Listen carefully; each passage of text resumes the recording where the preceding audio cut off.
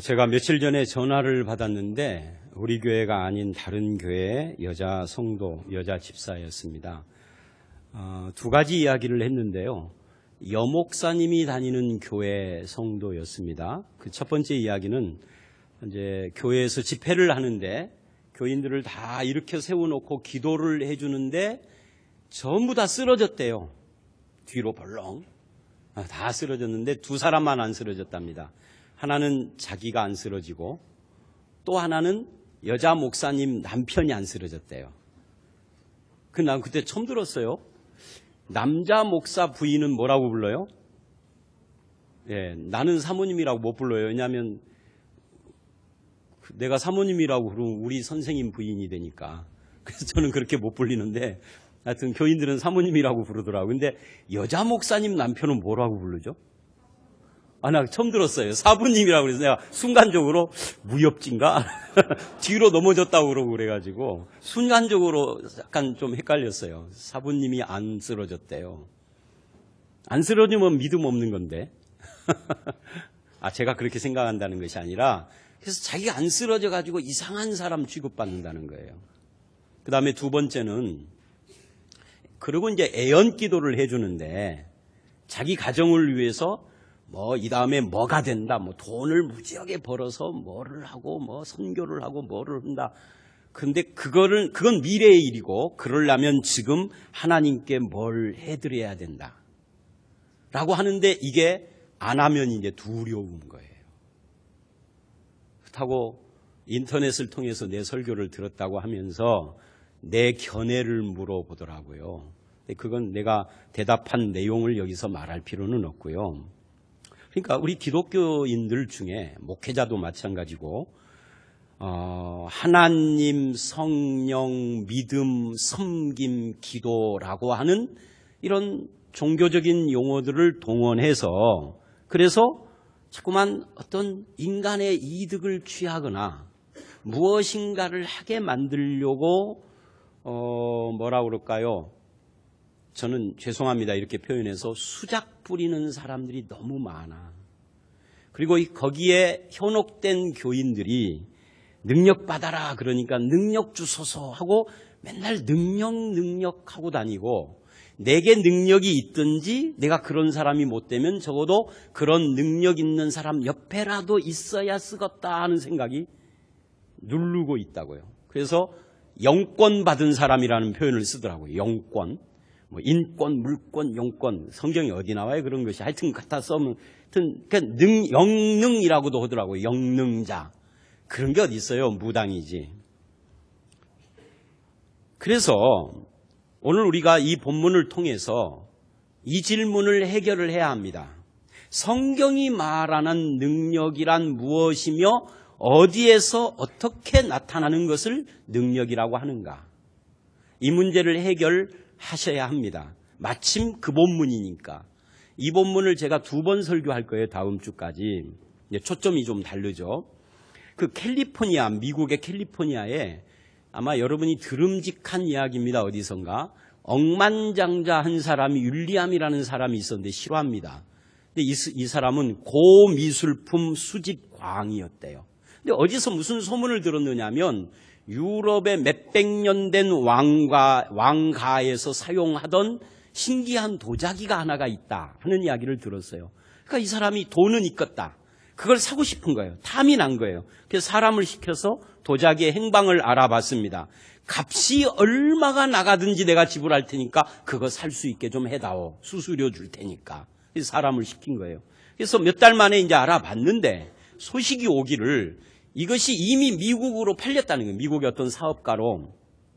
그래서 이제 미국 전역을 뒤져서 도대체 누가 사갔는지 그 사람한테 되사야 되겠다 하고 알아봤어요. 그리고 드디어 누가 사갔는지를 알았습니다.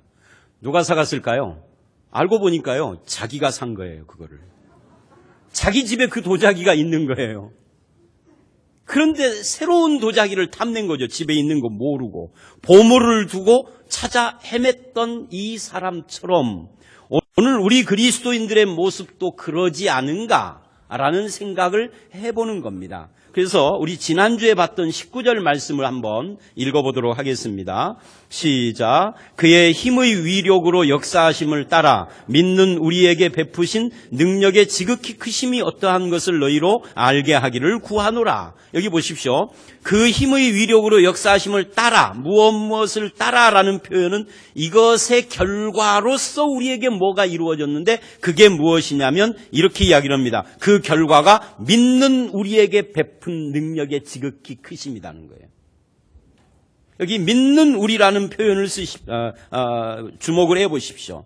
말하자면 우리가 예수를 믿는다면 그것은 하나님께서 그 능력으로 역사하신 결과물이라는 그런 뜻입니다. 다시 말해서 내가 예수 믿는 것 자체가 이미 능력의 결과로 나타난 열매라는 거죠. 결국 성도의 삶은 믿는 우리에게 나에게 베푸신 능력이 얼마나 큰가를 아느냐 모르느냐하고 상당히 직결되어 있는 겁니다. 능력을 찾아다니는 것이 아니라 내게 베푼 능력을 아느냐예요. 그렇다면 죄사함만 아는 구원파 같은 신자가 돼서는 안 되는 거죠. 나에게 능력이 없다고 누구에게 또는 어디로 능력 찾아 헤매는 신자가 돼서도 물론 안 되는 거고요. 그래서 오늘 20절 말씀이 그 이야기를 하는 겁니다. 20절 한번 읽어보겠습니다. 전능하신 하나님의 능력이 어디서 역사하는가? 이걸 이제 우리가 보는 건데 20절 초반을 먼저 읽습니다. 시작. 그의 능력이 그리스도 안에서 역사하사. 여기 보십시오. 그의 능력이라는 이 말이 옛 성경에는 그 능력이라고 되어 있어서 마치 능력이 주어인 것처럼 그렇게 옛 성경은 되어 있었어요. 근데 이제 지금 제대로 번역을 한 거죠. 사실은 능력이 주어가 아니고 그가 주어입니다. 그가 누구예요? 하나님입니다. 그러니까 하나님이 주어가 돼서 그 능력으로 역사를 하셨는데 어디서 역사하셨느냐면 그리스도 안에서 역사하셨습니다. 그래서 하나님의 능력은요 늘 그리스도 안에서 역사하고 그리스도를 통하여서 역사하는 것입니다. 어떻게 역사하느냐면 미래를 점치고 액땜을 하는 그런 능력이 아닙니다. 그 능력이 어떤 식으로 예수 안에서 역사했느냐가 그 다음 문구에 나와요. 읽어봅니다. 시작. 죽은 자들 가운데서 다시 살리시고 하늘에서 자기의 오른편에 앉히사. 그럽니다. 하나님의 능력이 예수의 죽은 자 가운데서 살아나신 부활로 역사하시고 또 하나님의 능력이 예수를 하나님 보좌 우편에 앉힌 것으로 역사하셨다 이 말입니다. 여기서 오른편이라는 말은 능력, 권능이라는 뜻이에요. 그러니까 예수님이 하나님 오른편에 앉았다라는 말은 예수께서 하나님의 권능을 부여받아서 만물을 통치하는 만유의 주가 되셨다는 거예요. 주인주, 임금주. 만유의 주인이요 만유의 임금 되신 이것. 그것이 하나님의 능력이다 그 말입니다. 여러분, 성경이 왜 하나님의 능력이 그렇게 역사하신 것을 강조할까요? 그것은 하나님의 능력이 예수 안에서 부활과 하늘에 앉히심, 이 승천, 승귀하심으로 나타났다면 우리 속에서는 어떻게 나타나느냐를 말하고 싶어서 이런 표현을 쓰고 있는 겁니다. 말하자면 우리는 예수 그리스도와 함께 부활에 참여한 자요. 에베소서 그 다음을 보시면 2장 4절로 6절을 보십시오. 계속해서 이렇게 말을 합니다. 4절에 긍휼에 풍성하신 하나님께서 예수 그리스도와 함께 우리를 일으키사 살리시사 하늘에 함께 앉히셨다 그래요. 그러니까 예수를 믿는다는 것은 예수와 함께 십자가에 못 박아 죄사함 받고 예수와 함께 부활에 참여하여 새 생명 얻고 예수와 함께 서부 중앙교에 앉아 있는 것이 아니라 지금 우리는 하늘에 앉아 있는 것이에요. 이걸 영적 신분이라고 하는데 천국 백성이라 하나님의 자녀라고 표현하는 겁니다. 모든 면에서 뭐 했다는 거예요? 예수와 함께가 된 것이 이게 신자의 현재의 모습이라는 거예요. 이게 에베소서 2장 4절로 6절 이야기예요. 여러분 이렇게 한번 물어볼까요? 여러분은 예수 그리스도의 부활을 믿으십니까? 그래도 일부 예배보다는 낫네요. 일부 예배 때 물었더니 아무것도 안 해서 2번 물었어요. 근데 여기는 그래도 좀 대답을 하시네. 근데 숫자가 차이가 나잖아요. 그럼 가득 앉아 계시는데 이렇게 조그맣게 하시면은 이게 대답 안 하는 거나 똑같이 다시 묻습니다. 여러분은 예수 그리스도의 부활을 믿으십니까? 그렇다면 그 능력이 예수를 부활시킨 능력이 우리 속에 계신다라는 것도 믿으시기를 바랍니다. 우리가 성도가 됐다라는 것은 지상 최대의 능력이 이미 내 속에서 역사하셔서 나를 성도 만드신 거거든요. 내가 성도가 된 게 아니에요. 하나님이 나를 성도로 만드신 거예요. 어디서 또 능력을 받거나 그 능력을 찾아 헤매는 자가 아니라 그 능력이 역사하신 곳은 어디라고요? 예수 그리스도 안에서라고요. 우리는 예수 안에 있는 거고요. 그렇다면 만약 오늘 우리가 하나님의 능력을 목격하고 체험하고 보려면 어디로 가야 하느냐면 영이 센 자를 찾아가는 게 아닙니다. 기도원을 찾아가고 부흥집회를 찾아가는 것이 아닙니다. 어디로 가야 돼요? 예수 그리스도에게로 우리의 시선을 돌려야 합니다. 말씀 속에서도 예수를 봐야 하고 삶 속에서도 예수, 부활하신 예수, 나와 동행하는 예수를 바라보는 것에서 우리는 능력이 역사하고 능력을 체험하고 능력 가운데 사는 거예요. 영이 센 사람이라는 이건 사이비 표현이에요. 여러분 성경적으로 영이 센 사람 있나요, 없나요? 영이 약한 사람, 영이 센 사람 있나요? 그건 사이비란 말이죠. 그런 건 없습니다. 그건 무당짓거리 하는 자들의 용어예요. 인간은 그 누구도 영이 세거나 약한 자는 없습니다. 영은 그냥 영일 뿐이에요. 그 말 하는 것 자체가 이미 하나님 앞에 부끄러운 짓거리를 하는 거예요. 인간은 누구나 피조물일 뿐이에요. 이 목사도 피조물에 불과한 존재고 저보다 100배, 1000배 유능한 목사도 그냥 하나님 앞에 피조물이에요. 영이 센 자는 존재하지 않습니다. 우리 한번 따라서 볼까요? 영이 센 자는 없다. 그거 확실하게 하셔야 돼요. 이게 분별입니다. 영이 센 자라는 표현을 하는 순간 이 사람 사입이구나. 그런 건 없습니다. 센 분은 딱 한 분입니다. 누구요? 능력은 하나님입니다. 그리고 하나님의 능력은 예수 안에서 나타나고 우리는 예수와 묶여져 있는 겁니다. 날마다 예수의 십자가를 묵상하고 예수님을 바라보고 부활하신 예수님이 나와 함께 하심을 동행하며 살며 그분이 동행할 때 이끄시는 대로 순종하며 살며 이것이 능력인 거예요. 왜냐하면 모든 악의 세력과 지옥의 권세와 사망과 무덤의 그 능력들을 일거에 무너뜨린 것은 십자가 부활밖에 없는 거니까. 이런 책이 있어요. 혹시 사서 읽어보신 분들이 젊은이들 가운데 있을 것 같은데 내 삶을 바꾼 한 구절이라는 책이 있어요. 박총이라고 하는 아주 젊은 사람이 있었어요. 그 사진을 보니까 30대 정도로 보이고 많이 먹어야 40 정도로 보이더라고요. 더 먹었는지는 모르겠습니다만. 근데 이분이 독자들에게 추천해주고 싶은 구절이 무엇입니까? 하고 작가와의 대담 시간에 질문을 하니까 사회자가 이렇게 대답을 했어요. 자기가 쓴 책 중에 그 책이 상당히 두꺼워요. 근데 그 중에 시든 꽃에 반하다라는 시를 추천하고 싶습니다. 이 시 제목이 시든 꽃에 반하다예요. 한번 들어보시겠습니까? 짤막하니까. 시들어가는 꽃을 보면 놀라지 않게 조심스럽게 다가가 입술에 닿은 깃털의 촉감 같은 목소리로 아직 햇빛이 반할만 하오라고 속삭여 주어야지. 이게 시입니다. 근데 우리는 보통 피는 꽃을 보러 가지 시든 꽃을 보러 가지는 않습니다. 어디서 매화가 졌대 그러면 안 가죠. 철쭉 끝났대 그러면 뭐로 가겠습니까? 안 가죠. 필 때 가는 거죠. 근데 시인은 시든 꽃에게 속삭여주고 싶대요. 어떻게 해요? 입술에 닿은 깃털의 촉감 같은 목소리로. 이게 무슨 목소리인지 모르겠어요. 아마 사랑과 정이 듬뿍 담긴 촉촉한 목소리겠죠. 네, 이런 것은 조금 두드러기가 안 하려고 그러는데 일부 예배 끝났더니 우리 집사람이 당신은 그런 목소리를 안 했잖아 그러잖아. 하여튼 그런 목소리로 뭐라고 말을 하느냐면 아직 햇빛이 반할만 하오라고 속삭여주고 싶대요. 굉장히 의미가 있죠. 그러면서 이 박총 씨가 이런 말을 했습니다. 자기는 이것이 아내라고 생각한다. 그래서 아내가 꽃이라고 믿는 남자들은 다 속삭여주자. 어떻게? 입술에 닿는 깃털이 촉감 같은 목소리가 느끼하다면 평소보다 조금만 부드러운 목소리로 아직 반할만 하오라고. 나에게만큼은을 붙여야죠. 나에게만큼은. 아니면 착각하니까. 그죠? 그거 꼭 붙여야 됩니다. 근데 이 박총 씨가 말이죠. 우울증으로 1년 반을 정신과 치료를 받았답니다. 근데 정신과 치료를 받는데 의사가 이런 말을 하더래요. 좀 아리송한 말이기는 해요.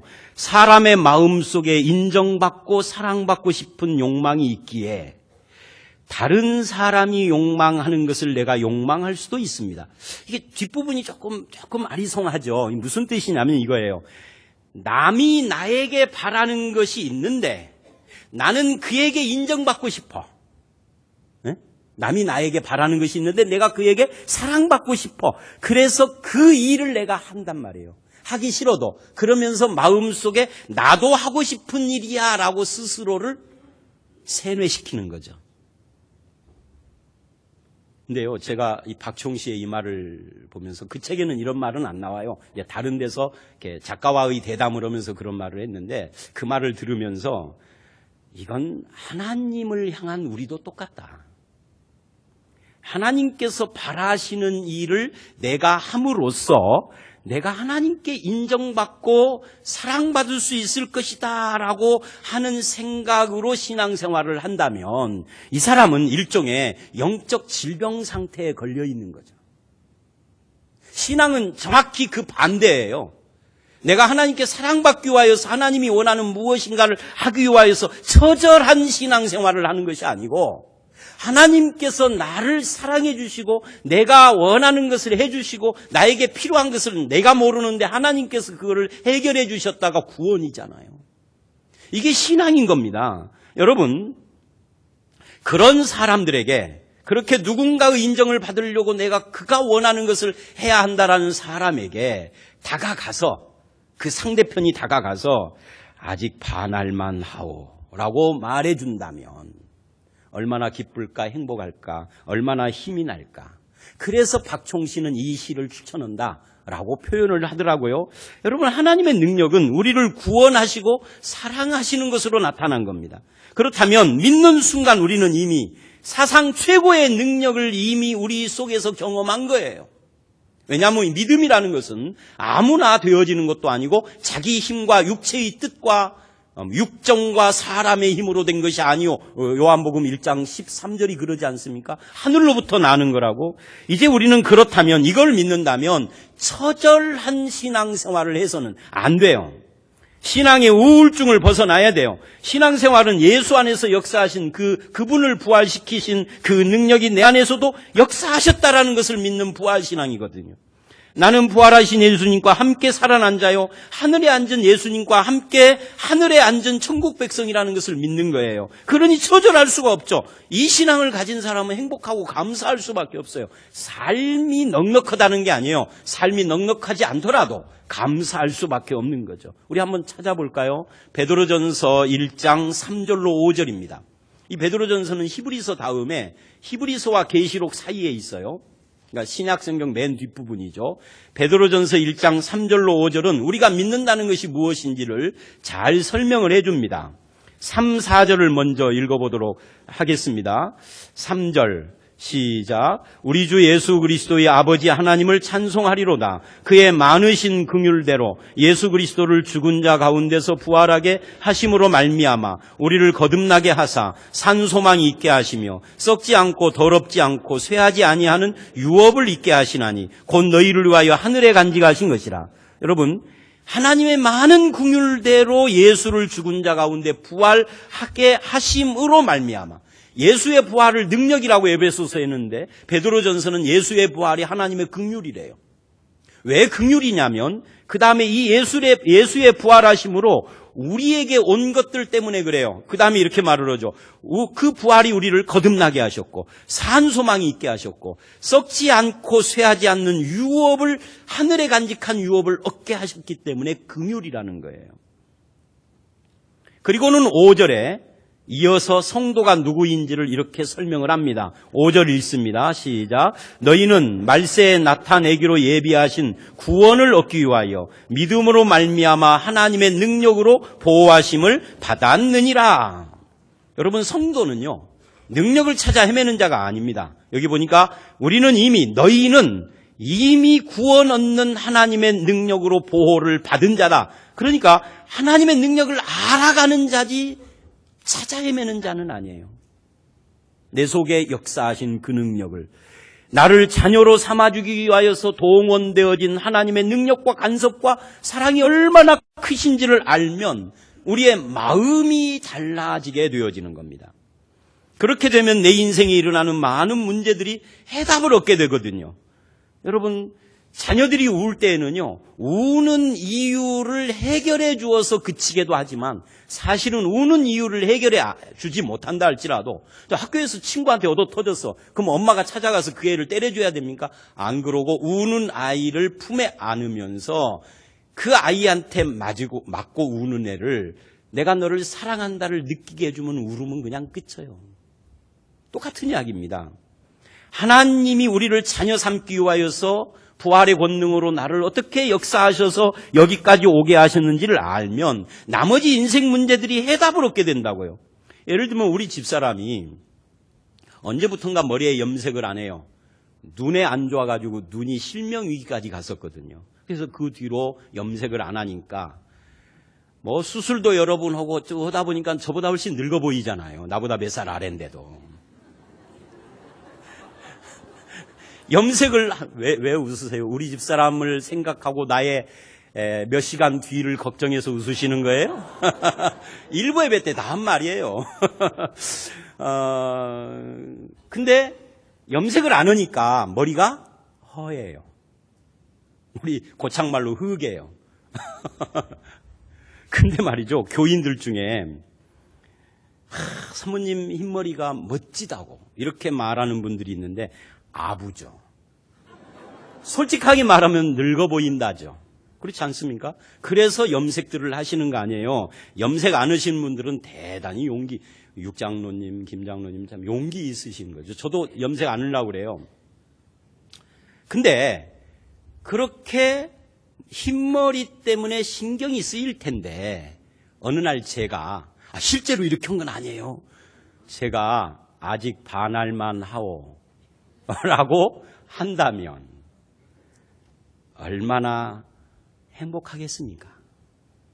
지금 부부 이야기를 하려고 하는 것이 아니라 하나님 이야기를 하려고 그런다 그 말입니다. 사실은 세상이 보기에나 내가 보기에나 어쩌면 하나님 보시기에도 우리는 죄인이라 추악하고 때로는 흉측하고 목사의 뒤를 안 봐서 그렇지 저의 뒤에 저의 개인 삶에 대해서는 여러분이 모르실 거 아니에요. 이 모습이 다가 아니란 말이에요. 여긴 지금 분장까지도 했잖아요. 뒷모습은 추한 게 왜 없겠어요.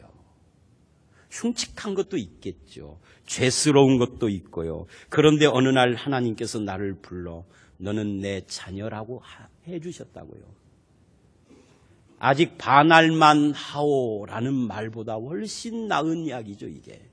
하나님께서 그렇게 나를 자녀 삼고 사랑하신다라고 해주셨으니 내 모습을 전혀 부끄러워하지 않고 인정하고 받아주신다라는 것을 내가 안다면 나머지 인생의 문제들은 그건 그냥 별로 커 보이지 않는 것이 참으로 믿는 자의 당연한 모습이라고요. 이게 신자란 말입니다. 신자는 문제가 없는 자가 아니라 하나님의 이 사랑 때문에 문제가 작아진 자들이에요. 보기에, 내가 보기에. 주님이 간섭하시고 나와 함께 해주셔서 영원한 영광의 결국에 들어가게 하실 것이니까. 그래서 우리는 이렇게 기도를 해야 돼요. 주여, 나로 하여금 세상의 권력, 돈의 힘을 너무 의지했던 삶에서 돌이키게 하시고 사람의 말, 사람의 힘을 과신했던 것도 용서해 주시고 참된 능력이 내 안에 예수 그리스도로 말미암아 있음을 믿게 하여 주시옵소서. 그래서 영적인 생명과 하늘의 새 신분을 주셨으니 이제 믿는 우리가 이 생명과 이 신분을 가지고 권력, 돈, 사람, 세상을 두려워하거나 매이지 않고 사는 진정한 능력이 있게 하여 주시옵소서. 심지어 죽음이라도 우리의 이 산소망을 꺾을 수 없도록 하는 것이 능력임을 내가 깨닫고 믿습니다. 병 고치는 능력이 아니라 병들어도 감사를 잃지 않는 것이 나의 능력이 되게 하시고 축복받는 능력이 아니라 가난해도 초막이나 궁궐이나 그 어디나 우리 주 예수 그리스도 모신 것이 하늘나라가 되게 해가는 일에 내가 쓰임받는 능력자가 되게 해주시고 신기한 능력이 아니라 진실한 능력을 갖게 하여 주시고 안 되는 일을 되게 하는 능력이 아니라 안 되더라도 낙심하지 않는 능력을 갖게 하여 주시옵소서. 예수 안에서 그렇게 해야 이게 참 능력 있는 신자단 말입니다. 우리 찬송가 한번 불러보겠습니다. 162장이에요. 후렴 예수 예수 늘 살아계셔서 주 동행하여 주시며 늘 말씀하시네.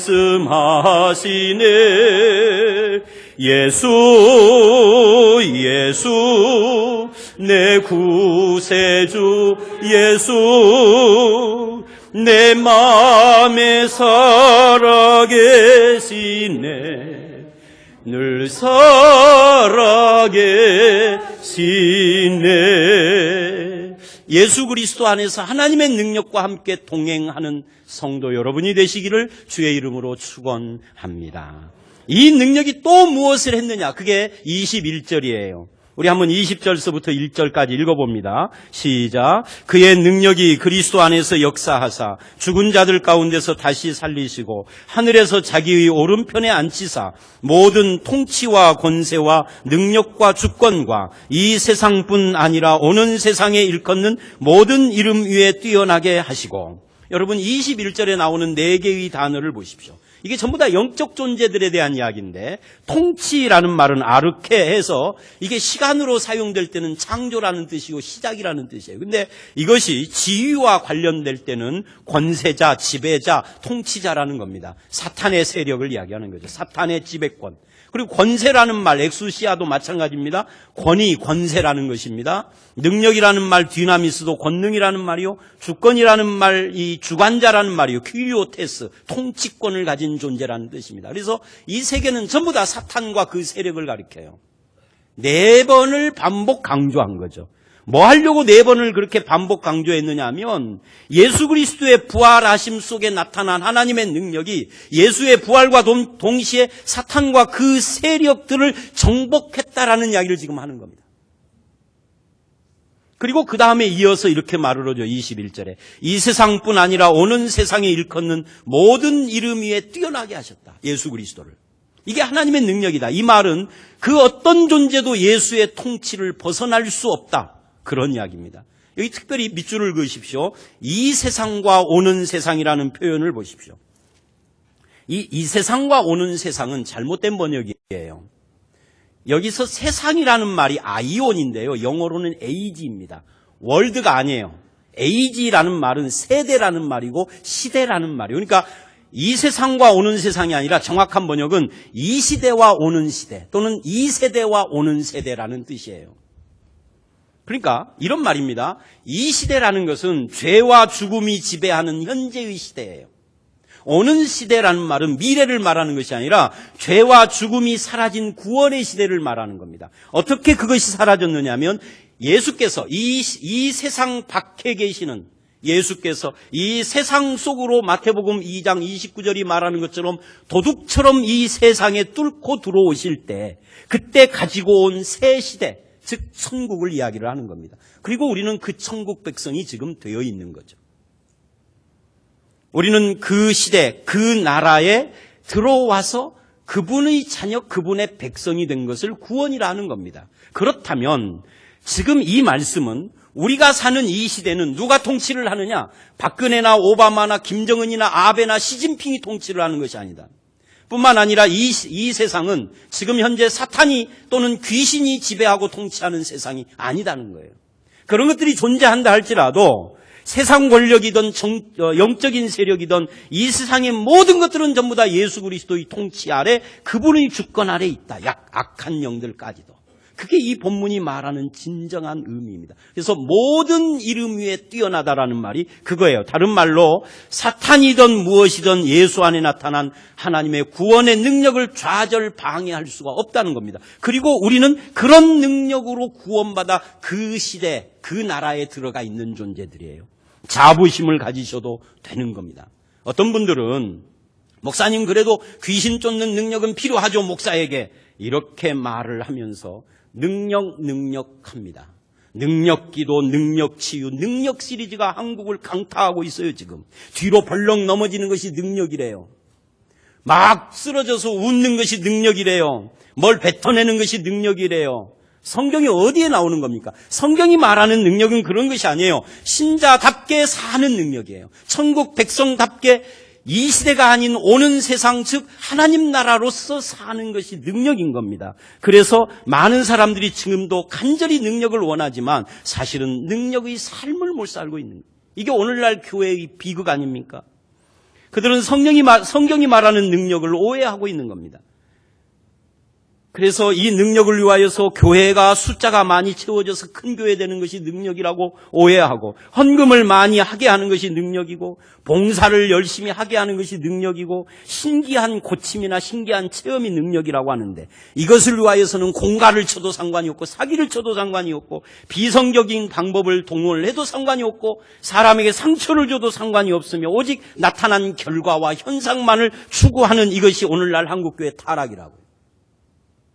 원인이에요, 이것이. 거기서 벗어나야 합니다. 어떻게 해요? 말씀으로. 오늘 말씀을 보니까 능력이 뭔가를 확실히 아는 거예요. 하나님의 능력은 예수를 부활 승천시키고 우리들 가운데 나타났다. 어떻게 나타났느냐? 부패한 자를 그 마음을 정결케 하는 것으로 나타났다. 마음에 하나님 두기를 싫어하는 죄의 본성을 깨뜨려서 마음에 하나님을 모시게 하고, 육신의 종욕, 안목의 종욕, 이생의 자랑이 가득한 자들을 고치셔서 이제는 죄의 종노릇이나 욕심의 종노릇 하는 자가 아니라 이제는 그 배후에 있는 사탄의 세력까지도 멸했으니 불의로 진리를 막는 자가 아니라 진리로 불의를 깨뜨리는 자가 되고, 이게 능력이라고요. 영혼의 갈급함을 억누르는 이 세상이 아니라 영혼의 갈급함에 생수를 넣는 것이 능력이고, 만물보다 심히 거짓되고 부패하게 만드는 인간성의 교만과 불신을 향하여서 이제는 하나님께서 하나님 나라를 추구하고 주님의 뜻을 순종하는 자가 되어지는 것을 능력이라고 한다고. 요즘 우리가 묵상하는 큐티하는 로마서에 보면 로마서 7장 24절에 바울이 이런 탄식을 합니다. 여러분도 아마 기억을 하실 거예요. 오라 나는 곤고한 사람이로다. 이 사망의 몸에서 누가 나를 건지시랴 하고 퀘션 마크로 끝내요. 25절에 이제 대답을 합니다만, 근데 이때 이 사망의 몸에서 나를 누가 건질까 할 때 이 사망의 몸이라는 표현이 이게 굉장히 무서운 표현입니다. 로마 시대에, 바울 시대에 바울의 고향 주변에서는요, 사형수를 사형시키는 여러 가지 방법 중에 하나가 뭐냐면 죽은 시체하고 살아있는 사형수를 함께 묶어놓는 거랍니다. 언제까지? 죽을 때까지. 여러분 한번 생각을 해보세요. 그러면 해가 지면은요, 귀신이 나올 거 아니에요. 실제로 귀신이 나오는 건 아닙니다. 그 사람이 얼마나 무섭겠어요. 그러니까 귀신 나오는 거지, 무서우니까. 낮에만 그러겠습니까만은 묶여 있으니까, 멀쩡히 살아있는 사람 몸을 묶어 놓았으니까 시체 썩는 그 썩음이 살아있는 사람의 피부를 통하여서 속으로 들어올 거 아니에요. 그렇게 해서 나도 같이 썩어가고 병들어서 죽어가는데, 그렇게 죽으면 끝나는 거예요. 이게 이 사망의 몸이에요. 바울이 이 끔찍한 표현을 왜 썼느냐면 우리가 그런 죄인이었다는 거죠. 그런 형벌 아래에 있었고, 그런데 예수 그리스도의 십자가 부활이 거기서부터 나를 건지셨으니 이 능력보다 더 큰 능력이 어디 있냔 말이죠. 목사가 안수를 하고 기도를 해서 뭐가 어떻게 되고 뭐가 고쳐지고 무슨 복을 받고 이딴 것이 여기에 비교가 되느냐 이거예요. 그것이 일이라면 이 능력은 천만인데, 불가능을 가능한 건데, 우리를 이렇게 건져주신 하나님의 능력, 이걸 우리가 받은 겁니다. 그래서 참된 능력은요, 사탄을 이기고 죄를 이기고 옛사람을 이기는 겁니다. 한번 성경 찾아봅니다. 그래서 어떤 열매를 맺느냐에 대해서 갈라디아서 5장 19절로 26절입니다. 에베소서 바로 앞에 갈라디아서예요. 근데 이 에베소서 바로 앞에 나오는 이 갈라디아서 5장 19절 20절을 보시면 한번 읽어보실까요? 21절까지 읽어볼까요? 시작. 육체의 일은 분명하니 곧 음행과 더러운 것과 호색과 우상숭배와 주술과 원수 맺는 것과 분쟁과 시기와 분냄과 당짓는 것과 분열함과 이단과 투기와 술취함과 방탕함과 또 그와 같은 것들이라. 전에 너희에게 경계한 것 같이 경계하노니 이런 일을 하는 자들은 하나님의 나라를 유업으로 받지 못할 것이요. 바로 여기서부터 우리를 건져내는 것을 능력이라고 한다고요. 그러니까 이제 능력 있는 성도는 뭐예요? 바로 이거, 음행하지 않는 거예요. 술수 부리지 않는 거예요. 더러운 것을 따라가지 않는 거예요. 우상숭배하지 않는 거예요. 원수 맺지 않는 거예요. 시기분냄 당짓는 거 하지 않는 겁니다. 그것뿐만이 아니라 이런 부정적인 것 말고 긍정적인 것 22, 3절 읽어봅니다. 오직 성령의 열매는 사랑과 희락과 화평과 오래 참음과 자비와 양성과 충성과 온유와 절제니 이 같은 것을 금지할 법이 없느니라. 이게 능력인 거죠. 사랑하는 능력, 기뻐하는 능력, 화목할 능력, 충성하는 능력, 오래 참는 능력, 자비의 능력. 이걸 금할 법이 없다. 원리가 원칙이 없다. 이것이 최대의 능력이다. 그래서 결론을 내립니다. 24절로 26절 시작. 그리스도 예수의 사람들은 육체와 함께 그 정욕과 탐심을 십자가에 못 박았느니라. 만일 우리가 성령으로 살면 또한 성령으로 행할지니. 여러분 보세요. 성령으로 살면 성령으로 행할지니. 이게 뭐예요? 이게 능력이죠. 근데 성령으로 행하는 사람이 누구냐 하면은 26절 시작. 헛된 영광을 구하여 서로 노엽게 하거나 서로 투기하지 말지니라. 이뿐만 아니라 오늘 본문이 말하는 이 갈라디아서 5장이 말하는 전체가 성령으로 행하는 사람의 모습인데 그걸 능력이라고 한다고요. 여러분들에게 이런 능력이 있으시기를 바랍니다. 그래서 정말 하나님의 백성답다. 기도는 세게 하는데 보면은 음흉해. 그건 능력자가 아닌 겁니다. 기도는 책 읽는 것처럼 오고 떠듬떠듬 오는데 정말 저 사람 예수의 모습이 있다. 그게 능력자요. 응? 그게 능력자요. 저 목사 교회는 부흥시켰는데 속이 시큼해. 뭔 짓을 하고 다니는지 몰라. 소문 듣자니 옆에 여자 태우고 오지도 갔대. 그건 능력이 아니요. 교회는 10명 모이지만 선하고 착하고 진실해야죠. 그게 능력인 거죠. 이걸 우리가 회복해야 하는 겁니다. 그게 구원입니다. 구원받았다라는 게 바로 그 이야기입니다. 그러니까 아까 말했던 박총의 책 중에 내게 온 이 하나만큼은 이라는 대목이 있어요. 거기에 이런 이야기가 나옵니다. 이거 어디서 들어봤던 듯한 그런 이야기인데 뭐 남의 책을 인용을 해서 그 한 구절을 말하는 거니까 어떤 젊은이가 해변을 걷다가 물 밖으로 나온 불가사리를 줍는 노인을 봤대요. 이 노인이 불가사리를 자꾸만 바다로 던져주는데 할아버지 그거 던져봤자 무슨 의미가 있습니까? 전 세계 바닷가가 얼마나 많은데 그 몇 마리 한다고 그래서 아무 도움이 안 돼요. 그랬더니 이 할아버지가 엎드려서 불가사리를 한 마리 주워 던지면서 이러더래요. 그래도 이 한 마리는 살릴 수 있어 그러더래요.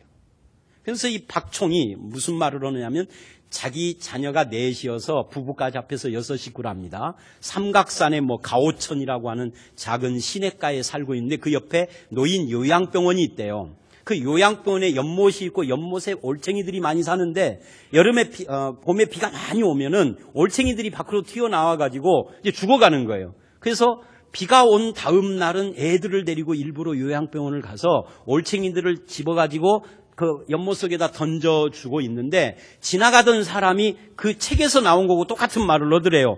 아니 올챙이가 이렇게 많은데 어쩌려고요? 다음에 비 오면 또 어떡할 거요? 맨날 할 것입니까? 하고 핀잔을 주더래요. 그래서 박총이 이렇게 대답을 했답니다. 이 올챙이는 다르죠. 저를 만났으니까 한 마리는 살릴 수 있잖아요. 그렇게 대답을 했답니다. 그러면서 이 친구가 이런 말을 해요. 나도 내가 세상을 다 구할 수 없다는 것 정도는 안다. 그저 나와 만나는 생명, 나와 닿는 영혼에게만큼은 내 할 바를 할 뿐이다. 그러다 보면 뭇생명, 뭇영혼에게 이르는 길이 열릴지도 모를 일이다. 저는요 이 글을 읽고 감사했어요. 왜냐하면 정말 인간성 있게 살아야 되겠구나. 그거보담도 이게 주님의 마음 같아요. 우리를 향한. 왜 그러냐면 나에게 다가온 한 생명에게 정성을 다하는 자비와 긍휼은 연약하고 부족하고 한계가 있는 인간이 할 수 있는 최선의 것이에요. 나에게 다가온. 근데 주님은 어떤 분이냐면 우리가 주님에게 다가갈 마음도 없었어요. 아니 주님에게 다가갈 방법도 힘도 없었어요. 어떤 경우에는 주님이 다가오라고 해도 거부를 한 사람도 있어요. 이 가운데는. 또는 주님에게 다가가고 싶었어도 할 수 있는 방법이나 힘을 몰랐기 때문에 그냥 좌절했던 무능력자도 있었어요.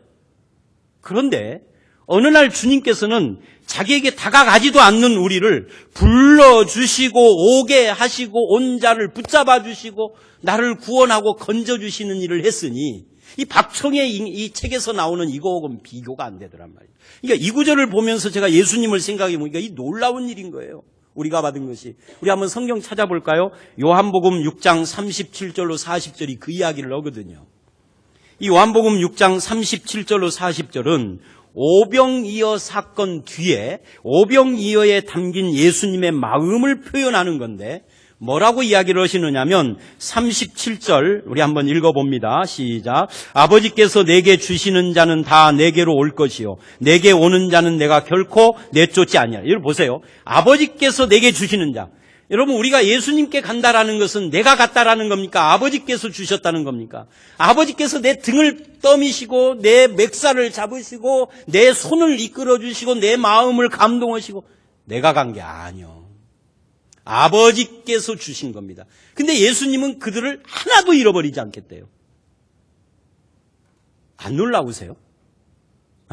이거 놀라운 이야기 아닙니까? 그 다음 38절 시작. 내가 하늘에서 내려온 것은 내 뜻을 행하려 함이 아니요 나를 보내신 이의 뜻을 행하려 함이니라. 나를 보내신 이의 뜻은 내게 주신 자 중에서 내가 하나도 잃어버리지 아니하고 마지막 날에 다시 살리는 이것이. 여러분 보세요. 하나님의 뜻을 모르겠어요, 목사님. 하나님의 뜻이 뭔지 좀 기도 좀 해주세요. 하나님의 뜻이 헷갈려요. 왜 헷갈려요? 하나님의 뜻은 딱 여기 나오잖아요. 자기에게 주신 자를 하나도 잃어버리지 않는 거라고. 여러분이 고통을 당해도 하나님의 뜻은 여러분을 잃지 않는 데 있습니다. 여러분이 실패를 해도 하나님의 뜻은 여러분이 좌절하지 않고 하나님께 붙어 있는 데 있습니다. 그것을 하나님의 뜻이라고 하지 않습니다. 40절 마지막입니다. 읽어봅니다. 시작. 내 아버지의 뜻은 아들을 보고 믿는 자마다 영생을 얻는 이것이니 마지막 날에 내가 이를 다시 살리리라 하시니라. 아멘. 그렇습니다. 이것이 십자가 부활에 나타난 하나님의 능력입니다. 하나님의 뜻을 행하는 것이 능력이고 능력의 목적이 우리를 구원하는 건데 우리는 그렇게 하나님의 능력의 역사를 입은 자인데 뭘 또 능력을 쫓아다닌단 말입니까? 감사하십시다. 중요한 것은 우리가 그런 하나님의 능력이 나타난 자비와 긍휼의 대상이 되어서 이 구원 받았다라는 사실입니다. 그렇다면 이제 우리가 두려워하거나 또 다른 능력을 추구한다면 그것은 참된 성도의 모습이 아닙니다. 그 대신에 하나님의 구원의 능력이 나를 통하여서 나타났다면 이제는 나를 통하여서 누군가에게 흘러가고 그 은혜와 사랑과 자비가 나를 통하여서 누군가를 살리는 일에 쓰임받는 것이 기독교적인 능력이요 성도에게 요구하는 능력이요 이 일에 쓰임받는 저와 여러분들이 되시기를 주의 이름으로 축원합니다. 참 능력은 그와 같이 하나님의 능력이 예수 안에서 나에게 나타난 것처럼 다른 사람에게 나타나도록 내가 징검다리가 되어줄 때 진실로 드러나는 거예요. 그런 삶이 여러분과 저의 삶이요 그런 삶의 모습이 우리 교회의 모습이 되기를 주의 이름으로 부탁을 드립니다. 우리 함께 기도하겠습니다. 하나님 그렇습니다. 주님의 능력, 하나님의 능력은 예수 그리스도 안에서 부활과 오른편에 앉히심으로 나타났고 그 부활하심과 십자가와 승천하심이 오늘 우리를 구원하셔서 나를 천국 백성 삼는 데 나타났고 죄인 되었을 때 사랑과 자비와 긍휼로 나타나신 이 능력을 체험한 우리가 이제는 또 다른 이들을 구원으로 인도하는 일에 쓰임받게 하시며 나를 통하여서 예수의 자비 하나님의 긍휼이 나타나는 일에 통로가 됨으로써 능력을 발휘하는 그런 성도가 되게 해 주시옵소서. 진실하게 하시고 아버지 하나님 참되게 하시고 참으로 정결하게 하시고 하나님의 뜻을 순종하게 하시고 기뻐하게 하시고 순종하며 충성하는 그런 열매로 나타나는 저희들의 삶으로 이끌어 주시옵소서. 예수님 이름으로 기도드려 싸움나이다. 아멘.